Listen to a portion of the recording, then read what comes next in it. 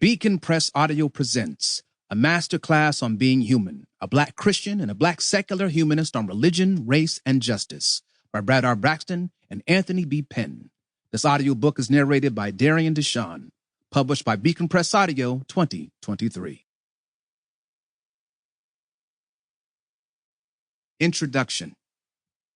Understand this, my dear brothers and sisters.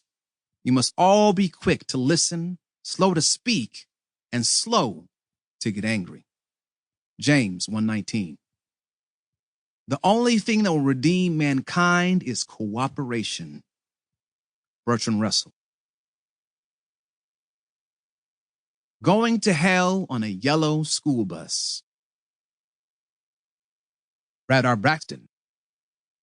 I used to believe that atheists, people like you, Tony, were going to hell. In the Christianity of my youth, sermons and altar calls were climatic moments when unbelievers were invited, even compelled, to give their lives to Christ for eternal salvation. Many church leaders coupled this invitation with a frightening exhortation. They said, if you die without knowing Jesus, you're going to hell. Anthony Pinn.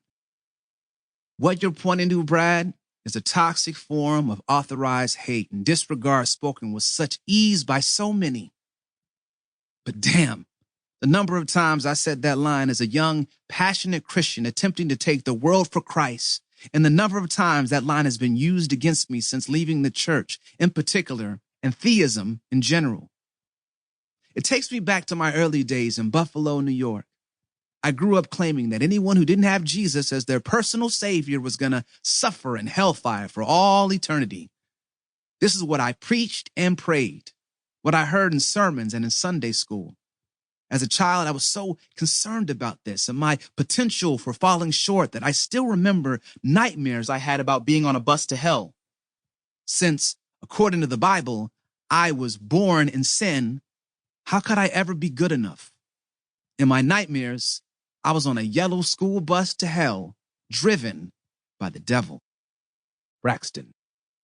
Tony and I will be examining our deep religious differences in this book, and we will take readers on an educational journey. Thankfully, there will be no field trips to hell on a yellow school bus. Now that we have everybody's attention, we want to back up and explain a bit more about who we are and what we are up to. Music was a major part of my upbringing as a Christian raised in a Black Baptist church in Salem, Virginia. During Sunday worship services, choirs sang lively gospel music as they swayed rhythmically in colorful choir robes. During the Wednesday night prayer meetings, the congregation gathered in the fellowship hall adjacent to the sanctuary for a midweek spiritual checkup filled with prayers, testimonies about God's goodness, and yes, plenty of down-home, hand-clapping, foot-tapping music. Penn. I hear you. I grew up in an African Methodist Episcopal AME church, and music similarly marked not only Sunday, but much of the week. You are right, and I remember it well. Bible study, youth group, prayer meetings, all involved music. Old songs sung to express the trials and victories over the course of that week. These meetings were without the church organists and pianists, and so we followed the lead of the church mothers who clapped and stomped the rhythm that guided our singing.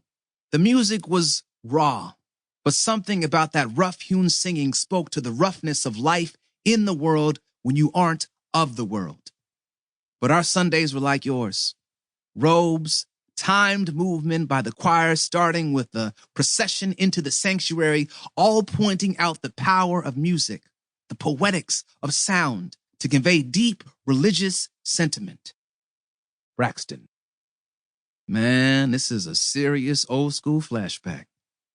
The Black church mothers in Buffalo and the Black deacons and missionaries in Salem, energized by an earnest, evangelical piety that sustained their souls. These church elders in those prayer meetings lifted in a cappella form what they called the Songs of Zion. You captured it. They did not need any musical accompaniment. These saints had soul music, wafting through their voices as they melodiously sang traditional Christian songs such as Give me that old-time religion. Give me that old-time religion. Give me that old-time religion. It's good enough for me. Pinn. It was good for Paul and Silas. Yep, I remember that one. It brings back memories. Braxton. Sure it does. Like many traditional Christian hymns, this song about old-time religion was an abbreviated Bible lesson. The verses in the song were called the old-time religion that was good for Paul and Silas, the prophet Daniel, and the Hebrew children, all of whom were important biblical characters. While the early verses of the song glanced backward to the biblical past, the last verse of the song pointed forward to our eternal future. With a swelling crescendo, we rejoice that old-time religion would eventually take us to our new heavenly home. It will take us all to heaven. It will take us all to heaven. It will take us all to heaven. It's good enough for me. Even though I cherish and continue to draw upon many aspects of my Christian heritage, I must be honest with you. Old-time religion was not interested in taking all people to heaven. Be very clear. Heaven was exclusively reserved, according to the theology of my Christian upbringing, for Christians. By extension, this meant that everybody else was going to hell. The list of the hellbound was lengthy and included people from all other religious traditions, and the list certainly included misguided souls, like humanists and atheists, who had the unmitigated gall to deny God's existence. Pinn. Now we're getting down to the nitty-gritty. For the Baptist faith you encountered and the Methodist faith that shaped my early years, there was a strict divide, a strong distinction between those who are favored based on their embrace of right knowledge and those who are damned. When I was young and involved in church ministry, I couldn't appreciate the ideal that there were other paths to a healthy and morally centered life. It had to be my way, my faith, and my perception of that faith. As I think about it, this position held a certain negative tension. Someone from a marginalized group dealing with marginalization by marginalizing others.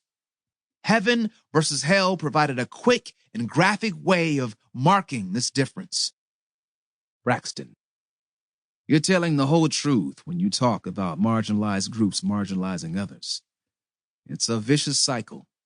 We Black Christians sang fervently about going to heaven while passionately believing that most of the world was going to hell. Not hell as depicted in Dante's classic medieval poem, The Divine Comedy, with its 9 concentric circles of increasing woe and misery. Rather, in the Christianity of my childhood, we confidently, or should I say, arrogantly, assumed that we were included and unbelievers would eventually experience a time, place, or space of eternal exclusion. Pinn. You raise an interesting issue. Both of us seem to have experienced a religious world that made a strong distinction and provided a geography of well-being versus punishment. The details of this place of punishment were vague. Heaven, of course, included all the good stuff we wanted and didn't have, but hell wasn't so clearly articulated.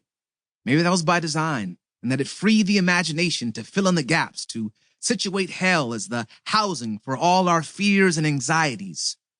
And near the top of that list of fears were those who didn't hold to our beliefs, who challenged our way of being in the world through an embrace of their own.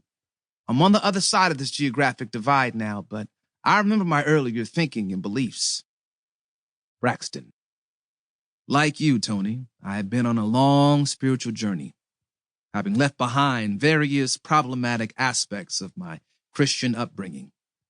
I now embrace a progressive, radically inclusive Christianity informed by my profound experiences with people from diverse religious, spiritual, and ethical traditions such as humanism.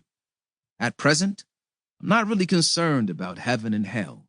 I am, however, passionately concerned about how we humans can do better on earth right now. Pinn. Agreed, Brad. I moved from being an evangelical Christian preaching hell and a strict, really unrealistic moral code.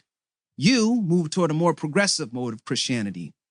In either case, it's really a matter of having grown into a greater sense of engagement, of possibility.